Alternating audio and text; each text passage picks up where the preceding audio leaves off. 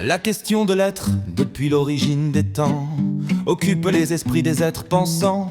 La raison moderne, avec Platon, nous enseigne par l'image de l'allégorie de la caverne qu'il est risqué de confondre être avec paraître. Mais être en soi pour les Chinois n'existe pas, et le verbe être ne se traduit pas en maya.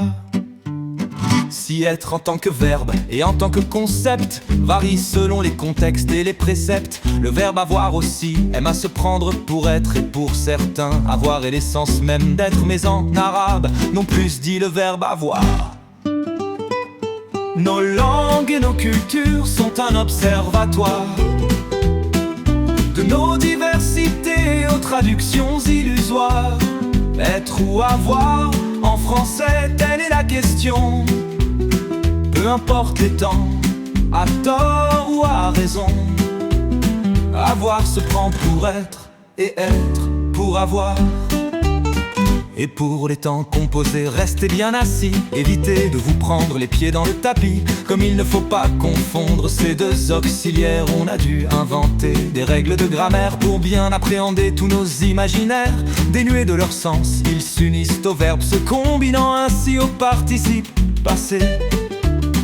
Quand l'auxiliaire être accompagne un verbe, le participe s'accorde. Et la règle est superbe quand elle est partie, nous l'avons prévenu. Avoir en principe ignore les accords, mais ici on accorde aussi prévenu. C'est parce que le COD précède avoir, et dans ce cas l'accord reste obligatoire.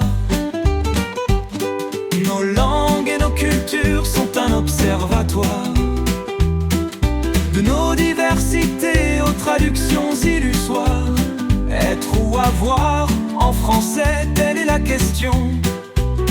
Peu importe les temps, à tort ou à raison, avoir se prend pour être, et être pour avoir. Lequel des deux auxiliaires faut-il choisir? Avoir est plus courant, vous l'avez compris. Pour les verbes intransitifs et transitifs, les fleurs que nous avons coupées ont fané. Mais être pour les verbes pronominaux s'impose. Est-ce que nous nous sommes bien expliqués? Difficile de tout reprendre dans une chanson. Pour faire un choix, le contexte est nécessaire.